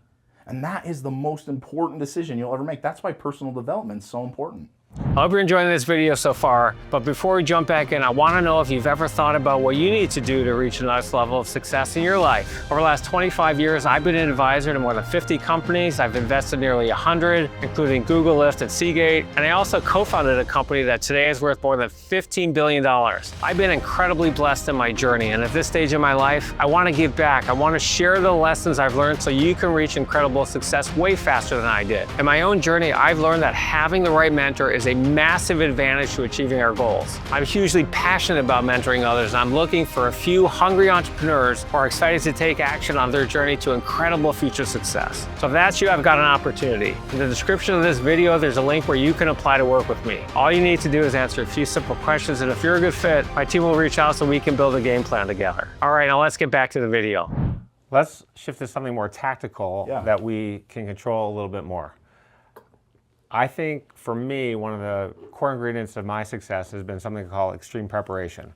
So when someone's preparing 1 hour for things, I may prepare 10, 20. We did a presentation for Marriott for my beaches company, Sandy. We've created a Yelp for beaches. We've cataloged over 100 categories of data for more than 100,000 beaches in 212 countries for the beach tourism business, which is $5 trillion a year. We prepared 70 hours for this thing, maybe even more. How important has extreme preparation been for your success? And can you give some examples? So I would tell you the only reason that I believe in extreme preparation is because I was the opposite of it for so long. I would see something and I would just go do it without actually preparing for it. And I would always fail. I was always hit with roadblocks. I was always hit with issues. And even though I worked myself out of it, because I'll just work myself until I get to the answer or I get to the solution, I realized through that long journey of no preparation that if I truly, truly want to be successful, I must first prepare to become successful. And that is a very, very specific preparation. Like, you don't get to say, I want to build $1 billion company. I need to do this, this, and this. You have to be very, very specific in the preparation that you're making. You can't give, again, metrics and actually see progress if you're not specific as shit in what you're going to do, preface to launching the company, preface to launching whatever it is you want to be successful in. So now for me, I ask the question, am I willing to put in the work first to prepare to accomplish whatever I want to accomplish, rather than saying, oh, I want to accomplish that, let's go accomplish it. The changing of that and shifting of that has put my mentality into, are you willing to prepare to do what you must to get what you want? And if I'm not willing to prepare, because I know how much time it takes sometimes, I write it off completely. If I'm not willing to actually put in the time first to prepare, I won't do it anymore at all. I'll just say no to it. So let's talk about this crazy post you did that you want to make 10 people millionaires. And you put this out, you have 6 million followers, and you get 12,000 DMs back. Yeah. What was that about? Tell us about Limitless Society, because I know we're getting to the end of our show today. But so about 2 years ago, I was faced with building more companies. I still actually continue to build. I'm launching a company next week. I got into a place, a conversation with my wife, and I was like, I'm not tired of building companies, but I want to do something bigger. I want to do something better. And she said, well, what is that? And I said, I think it's building people. I want to build people to become something better. And so haphazardly, without any preparation, I literally put the post up and I was like, I'm going to help 10 people become a millionaire. I don't even know how I'm going to do it. That's what I want to do. If you want to be that person, message me. I had no idea where I was going with it. Well, of course, I had thousands and thousands of DMs. I want to be a millionaire. And I started talking with people and they're like, how are you going to do that? And then I was faced with the question like, oh shit, how am I going to do it? Well, within a few days of that time, I sat down with my wife and I was like, I need to build a program. I need a mentor. I need to build something that can teach people how to get what they want, which is money. And then in that preparation, I came up with Limitless Society. And I thought, how can I serve the masses? Well, I can bring them into a group. I can teach them principles, mindsets, and habits that will allow them to implement on a daily basis that will lead them to becoming successful financially. And I realized financial success is based off of 4 other pillars. I kind of came together with 5-pillar piece, and that is you must physically be healthy, mentally be healthy, emotionally be healthy, spiritually be healthy, and then you can become financially healthy. So in creating Limitless Society, I kind of put together the work that it takes for a human being to take them from where they are to where they want to be. And that whole journey was Limitless Society and the program that I set up to help people. So we launched Limitless Society. It was $297 a month. You come in, we meet every single week. I teach all of these things. We bring you into an app with other people that want the same thing, that allow you to connect. And then it just caught fire. Everybody wants something greater, but I'm looking for those who are willing to put in the time and the energy and the money to invest in themselves to become something greater. So that's how Limitless Society was born. And from that time until today, it's just been one of the fastest growing coaching groups in the world because I have shown people like, hey, I can help you. And it's more important to me to help people now than it is to build more businesses. I'll always build businesses. I love doing it. But I like building people. And when I realized that, I fell in love with mentoring and coaching and helping people. And then within the first 6 months, I started to get messages like, dude, I've been implementing everything you're teaching. I'm literally going to make $1 million this year. I had people that come to me that were $60,000 salary jobs going, Keaton, I'm going to make $280,000 this year. And all of a sudden I started to keep track, and we hit 10 people within 8 months. And I was like, this is so much bigger than I thought it was going to be. So then the next post was like, I want to make 25 people this year a millionaire. Same thing. People started rolling in, people making good money now, 100, 150, 200, 300. And then they exponentially started to grow. And then I realized for the ones that are really serious, the big ones, the big players, I want to mentor one-on-one. So I opened up my mentoring for one-on-one. And now my mentoring one-on-one has a very high qualification, but I essentially take people and 10x their personal income. And you have to make at least 250K before we even have that conversation, because there's levels, right? And then I started mentoring one-on-one, and one of my first one-on-ones, he was making $250,000 a year in a beautiful business. In 6 months, we 10x'd his revenue, which 10x'd his income. He came back to me in tears and was like, Keaton, I just signed my first check of $190,000 in 1 day's worth of work. He's like, I'm literally going to make over $1 million this year. This is the craziest thing ever. And I was like, I love it. I want to do one-on-one mentoring, and I want to do group coaching. I want to get everybody at every level to exponentially grow, whatever that is. And that's how Limitless started. Yeah, it's been fun for me to coach. So I've been It's coaching great. and mentoring for free. And when you can make a material difference in people's life, this guy reached out to me on DM maybe 2 years ago. I listened to your show. I love your show. This guy was a violinist from Brazil, toured the world at 14, went to Yale on a free scholarship, Harvard Med School on a free scholarship, and Tufts Pediatric Dental School on a full ride. He's in Grand Rapids, Michigan, making $540,000 a year.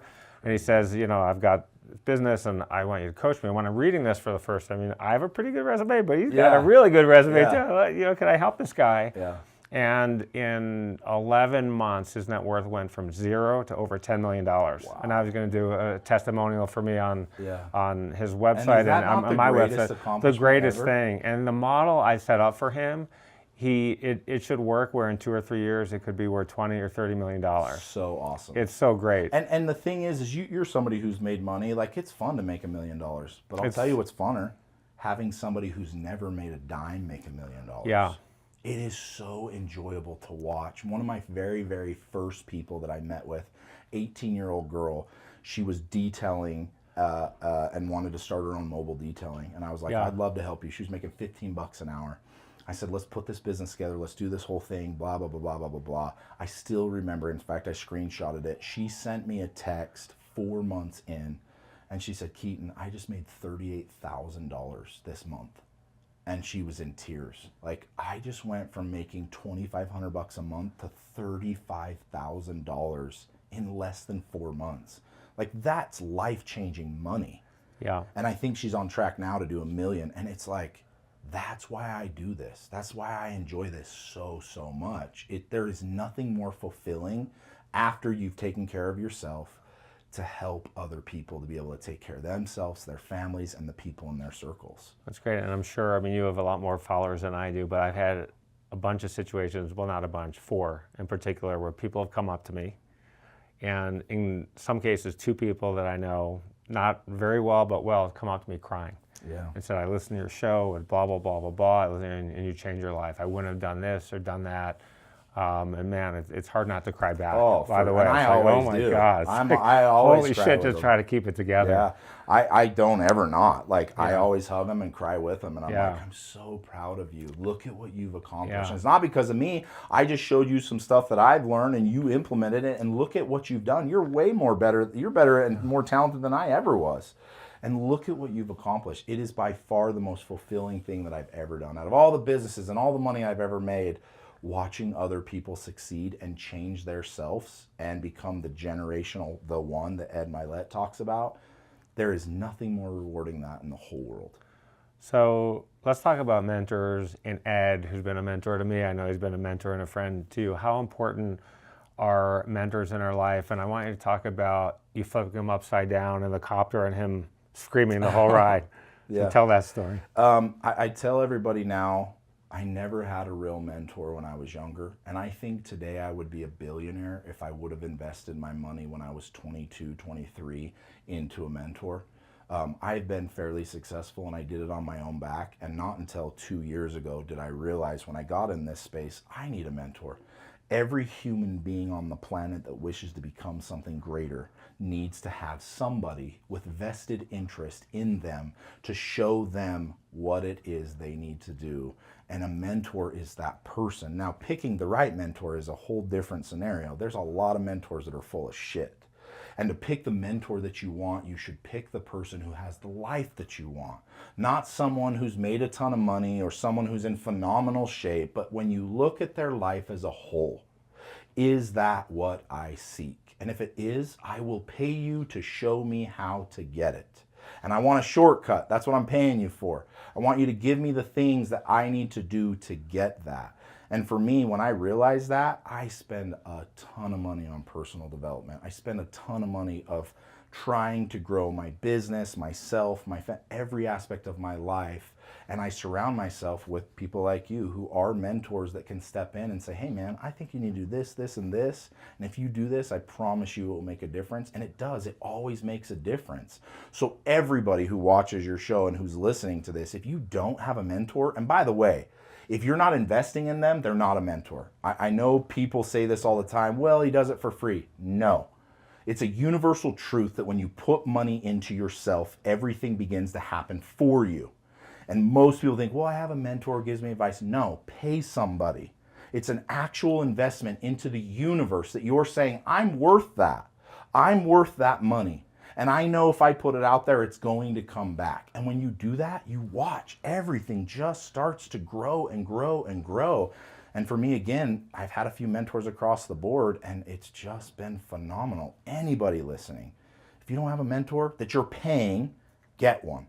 And watch how well you succeed and how much more effectively and efficiently you make money because you learn what you need to learn that you otherwise would have taken 2, 5, 10 years to learn. That's why for me it's so crucial. And then like you said, you get to spend time with your mentors and have tons of fun. I had Andy Frizella and Ed Milet in the Black Hawk and came to one of my parties. The helicopter, for those people who don't know, you have a helicopter. I have a helicopter and we flipped them, not upside down, but sideways and scared the shit out of them, and it was a blast. But again, I get to have those experiences because I'm willing to invest in those people to be a part of my life. Right. Shout out to Ed, who's been a mentor of sorts to me, and I remember playing golf with Ed years ago, and we're out on the golf course, and man, that guy can crush it, and he's a great golfer too. Yeah. I don't know if you golf or not. I'm not a golfer, so I don't know. I'm a horrible golfer. He's a really good golfer, but I saw him go from maybe 400,000 followers to who he is today, the best motivational speaker in the world. And at some point I said, I want to do that, and I want to be like Ed, and was very generous being on my show when I needed it, and so you always remember people who did nice things for you. Absolutely, absolutely. And that's the coolest thing too is, like, along with paying for a mentor, pay to be in the right rooms with the right people because the people that you're around are the sum total of who you are. So be that person who invests to be in those places. And so talk to us how someone would become a mentor to you. One of the things, a mentor for you, well, let me back up and saying this. I think for people who can't afford to pay, so I'm talking about young professionals, right? And I've maxed out on LinkedIn now. I've got 30,000, and we have to delete people who aren't relevant to let new people in. And I don't know any of these people. Maybe I know 1,000, 1,500, but people say, "Oh, I'd like to have coffee with you." And I'm like, man, I work 70 hours a week minimum. I got 5 kids. I got philanthropy. I'm writing a book. I'm doing my show. I'm working on my coaching business as well. Like you, I'm trying to. You're, I think, a couple of years where I want to be. You know, you're doing a great job, and congratulations, by the way, on all of your great success. But I tell people, you got to earn the mentorship, man. You can't just send me an email on LinkedIn and do your research. Yeah. So this is what I say to that, because a lot of people say, well, what if I don't have the money, or what if I don't, what if I can't afford it? And this is a really hard conversation to have for a lot of people because they're not ready to have it. But the truth is I don't want to spend time with you if you're not willing to invest. And even if that means going into debt. Everybody in our society is totally okay with an 18-year-old taking out a $40,000 loan to go to college. Everybody's okay with that because they think that college will help them get the degree and the job that they want. But yet those same people will tell me they don't have enough money to hire a mentor. And I just say, well, that's the barrier of entry. If you went to college and said, hey, I can't afford college, but I still need to learn, can I just come for free? They would say, no, it doesn't work that way. You must first invest. And then once you've invested, you'll grow. That's the truth. I know crackheads in Las Vegas that have $0, zero food, and zero home, and somehow they get crack every single day. So if you're telling me that you can't afford to get a mentor, you're telling me that you don't believe that you are worth the investment. Because I know anybody can come up with money to get what they want, plain and simple. So when I have those conversations, that's how I sift through those people. If you are not willing to pay and invest in yourself to have something greater, I don't want to spend my time with you. I just don't. And again, that's a hard conversation, but that's the barrier of entry. I think when you're successful, there are the haters, people will criticize you. You've also said something profound that I think. If someone's criticizing you, you should really take it and think about it rather than just say, I mean, most people, instinct is brush it off, defensive. What about criticism? The greatest mindset you could possibly be in is an open mindset to all things. Anytime you're closed off to an idea, you're in the wrong position. So if somebody comes to you, even if it's out of hate, spite, and jealousy, and they bring something to your plate and you brush it off, you're brushing off an opportunity to learn and grow. I know lots of people that bring things to me that I don't agree with anything that they're doing, but for me to brush off the information they're bringing me, also I brush off an opportunity for me to grow. Now, I'm not saying you take everything that every hater has to say, right. But I do think it's really important to have that conversation internally and ask the question, hey, they brought this to me. I don't agree with them. I don't like them, and I don't even want to have a conversation with them. But I am willing to be in an open mind all times towards growth and progression. And if they're saying it and they're saying it, maybe I should internalize it and see if there is truth in it that I can learn from and grow from. And that's how I take everything now. Now, there's a lot of hate, but go through it, sift through it. Ask yourself internally, like, am I or should I? And then move forward with it. You either devour it or you spit it back out. But keep an open mind to everything. Why would you not? It doesn't make any sense if you want to grow. We're getting toward the very end of our show. You wrote a book on divorce, and it's a very insightful book where you're giving advice that are very hard for people to follow. I've been divorced. We're in very similar situations like we talked about. I'm in a second marriage. I've got 5 kids. You got 5 kids, kids from both spouses. If you had to give one message, because we could be here for 2 hours talking about this book and all the lessons, and you've been through it, I've been through it, and what are 2 main points coming out of that book? Because there's people listening to this show who are divorced, who are going through, I have friends going through 8 years now in the divorce. I would actually sum it down to one. There's a whole chapter on emotionless decision making. If you seek to be a leader, if you seek to be a good man or woman, you need to become predictable. And the only way that you become predictable is by being someone who makes decisions based on fact, not on feeling. I teach all the time that you should learn how to control your emotions. Now, I'm not saying you're not going to feel emotions. I'm saying once you feel them, do they dictate your actions or do they not?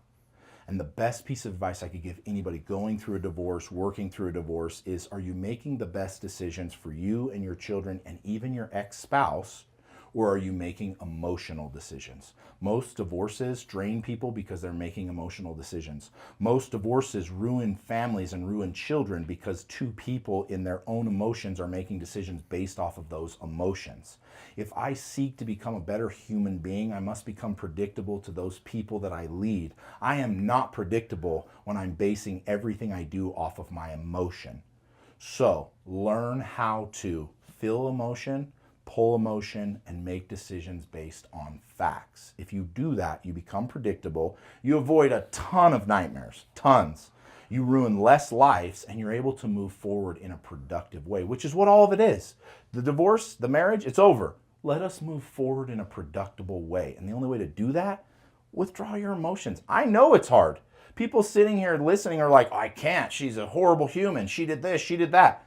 Don't care. You want to be productive? Pull your emotions and make the decisions based on facts. Don't make them based on how you feel in that current moment. My rabbi said something very profound. He said it at our wedding, and he said, the two most important words in a marriage are, I'm sorry. So you talk about apologizing. How important is apologizing to our success? And then you talk about it in a divorce situation, apologizing to two people. Yeah. The greatest leader is the one who recognizes their own faults and their own weaknesses. And in recognizing them, you also try to make retribution for them.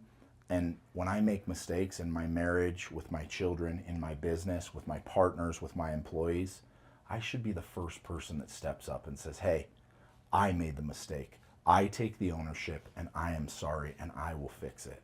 Without I'm sorry, there is no ownership and there is no fixing it. It's the beginning to ownership. So for that, like, if you're not willing to be the first person in an argument, in any discussion, in any problem, any weakness, to say I'm sorry, you're going to be stuck in your ways for a long time and you're never going to progress. So one of the other profound things that you said is apologize to yourself. Yeah. Which is something that I think people don't do. Forgive yourself. Yeah. Learning to love yourself is learning to have real conversations with yourself, and you should apologize for you should. We make tons and tons of mistakes, and as human beings, we like to hold on to mistakes, and those create traumas in us that later in life show. If I can forgive myself by apologizing to myself, like, that's everything. Building a place that allows you to heal is the most crucial thing you could do for all the traumas that you deal with in life. Most people carry traumas all day, every day, and then they just bleed onto everybody else. If you can get into a situation where you look in the mirror and have a loving conversation of, I'm sorry for what I did. I accept what I did. It was a mistake. I'm sorry. I'm forgiving, and I'm moving forward. That's when you truly start to work on yourself, and that's when development, personal development, really starts to grow, and everything in your life changes. A lot of people watching the show, I think most people, I'd say 99% of the people on the show want to be wealthy, financially wealthy, by the way, and they think about that first. We all like material possessions. You have some nice ones. We're in this incredible home that you have. You have a helicopter, you've got car collection, you got a Lambo, I think, coming in the garage to be filmed later on. Does money and material possessions make us happy? Absolutely it does. A lot of people say money doesn't make you happy, and I say you haven't given enough of it away. The truth about money is only one thing. Replace the word with money as a tool. If I replace money and I put that word in there as a tool, why do I want to have a tool? Because a tool allows me to build whatever I want to build. Happiness, peace, joy, and it allows me to build what I want to build with those I love, my family, my friends. If you look at money as a tool, the greater you refine that tool, the more work you can actually get done. I'm rich and I'm happy because I'm able to use money as a tool to build my empire, to give my children what I want to give them, to give my wife the life that I want, to give my friends the things that they need. And I tell people that all the time. If you don't think money brings happiness, you have not given enough of it away and used it as a tool. Rather, you have hoarded it to yourself. One of the greatest sayings, and I'll probably butcher it, it's money is the greatest servant and the worst master. And most people use money and think of it as a master. When you look at money as a servant, the more you make, the more you can be a servant and you can serve other people. The reason I want to be filthy rich is because there's millions of people I want to serve. So I look at money and my happiness as tied to how much I'm able to serve. If I don't have time because I don't have money, I can't help other people. When people in my atmosphere need help, I'm not able to help them because I haven't made the money that I need to make to help them. So when I look at things as a whole, money, the tool, yes, that tool builds happiness. We're really towards the end of our show now, and you have a great motto. Why don't you share your motto with everyone listening? Which motto? It's, you can have or do anything you want in life if you put your mind to it. Oh, okay. So I live and die by, and I'll tell you the preface to the model. The reason I named my coaching group Limitless Society is I believe in God, and I believe that God is our Father, and that means that I'm literally His son. I'm heir to Him. That would mean that I have the ability to do anything I've ever wanted in this life. I have the ability to create and build anything that I've ever wanted in this life. And that's how I live now, knowing that I have full potential to do anything, and every single person around me has the exact same potential. It's limitless. But I must first accept some really, really truthful core values, which is, again, God's my Father. And if He's my Father and I'm heir to Him, there is no limitations on what I can accomplish in this life. And as soon as I actually gather that in my mind, I can actually achieve it. You said that you could play for the Los Angeles Lakers, even limitless goals like that, if you devoted enough time. And I'm saying to you, Keaton, for real? Absolutely. So how I could could you do anything that I put all of my time and energy into. Like if today I wanted to go play in the NFL, I wouldn't want to play basketball because I don't like it, but if I wanted to go play in the NFL and I took the next 18 months and I put all of my time and energy into it, you're damn right I would get on the team, 100%. There is, I believe in no limitations, I just don't.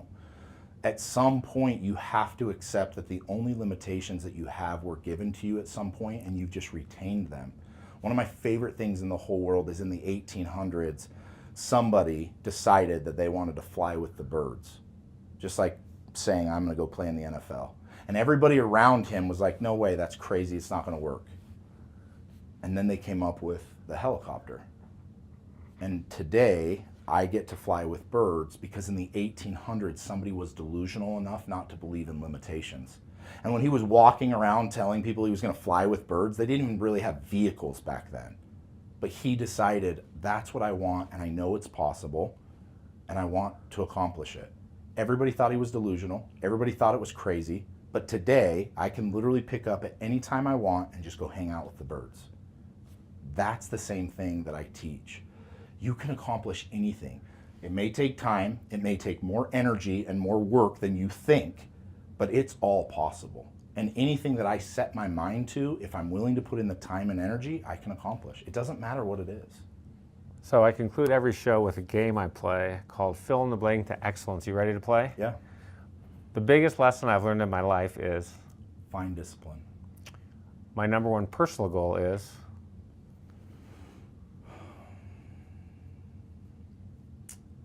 Number one personal goal, I would say it changes on a yearly basis. Every year I have a new personal goal. So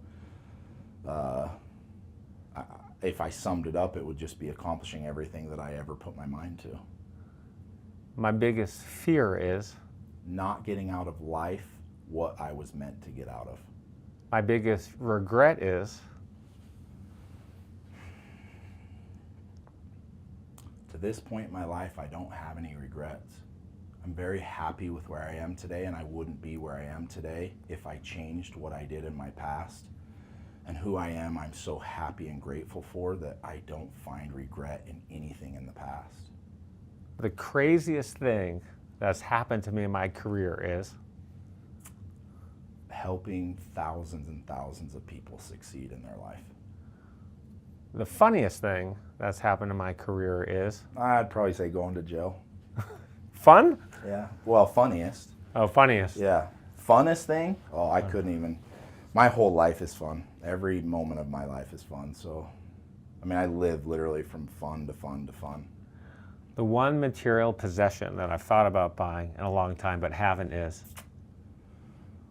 That's my end goal. My end goal is a very, very big yacht. I'm going to end this life on a yacht where I don't have any other possessions but my yacht, and I travel the world on my yacht. The one thing I've dreamt about doing for a long time but haven't is? Nothing. I don't have any dreams that I don't accomplish. 10 years from now, I'm going to be? Doing exactly what I'm doing now. If you could go back in time and give your 21-year-old self one piece of advice, what would it be? Do exactly what you think you need to do and stop listening to other people. The number one piece of advice that you give your kids is? Chase your dreams and be delusional. If you could meet one person in the world, who would it be? Alive? We'll go alive, and then we'll go not alive. I think I've met everybody that I want to meet that's alive. If I went not alive, I would really, really love to meet Alan Watts. Who is Alan Watts? He's a philosopher, mentor. I think he died in the 80s or early 90s, but he has some really, really, really cool ideas and philosophies just about life in general, and I think it would be phenomenal to sit down with him for lunch. The one question you wish I had asked you but didn't is? Nothing. I think you did great. I don't know if there would be a question that I would say you should have asked. I think the conversation was phenomenal. I did too. Is there anything you want to share with our listeners and viewers today? Anything you want to promote? Obviously, Limitless Society. How can people find you there? Yeah, the only message that I would want to share with your listeners that ultimately, hopefully, they got across the board, and that is, you should chase your dreams. You should realize in yourself what you're truly capable of, because it's a lot more than you can actually fathom right now. You should let go of limitations. I would love for your listeners to come to Limitless Society to find me and to communicate with me. I always get back to every message on my Instagram, which is _muscle. And if there's people that are listening that loved what, essentially I'm doing, and you want a mentor or you want to join a group of people that's just phenomenal, you need to get in Limitless Society. Awesome. So much appreciate your time. You responded to me on a DM very quickly. We set up very quickly. Congratulations on your enormous success. I'm a huge fan. My team is a huge fan. So I'm looking forward to getting to know you better. Absolutely, man. I appreciate it. All right. Thank you so much.